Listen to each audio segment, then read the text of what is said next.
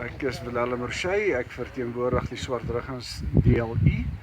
Ek verteenwoordig ook die boere in die omgewing van Swartruggens en ons werk maar lekker saam om transgrensoperasies te kan doen. En ons is vandag hierso by hierdie hof na aanleiding van die 2 plaasaanvalle wat in die Koster omgewing was en waarop ons baie goeie sukses gehad het, sowel as die samewerking wat daar was met die boere en die polisie, het ons daarom die nodige resultate gehad. Op die een aanval het ons wat by Jan van Rensburg was, het ons 3 verdagtes gearresteer dieselfde dag. By Omanus was 4 verdagtes gearresteer op dieselfde dag. En ek dink dit is 'n boodskap wat ons uitdra vir hierdie kriminele element, dat hulle liewer uit ons areas uit moet wyk, voordat hulle verder wil kom moeilikheid maak in ons areas. So julle ervaar, julle samewerking met die polisie is goed en die polisie reageer vinnig?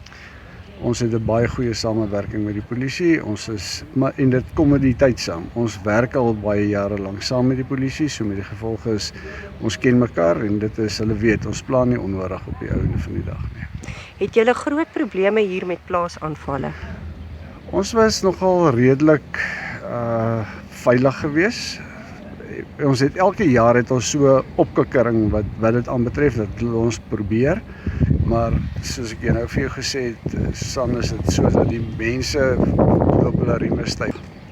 So vandag is na die borgaansoek van altesaame 7 verdagtes wat betrokke was by 2 aanvalle die afgelope 2-3 weke. Presies. En hoekom is julle vandag by die hof?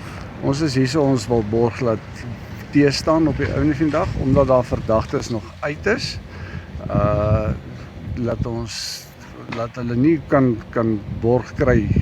Dit is wat ons probeer poog, laat hulle in aanhouding bly.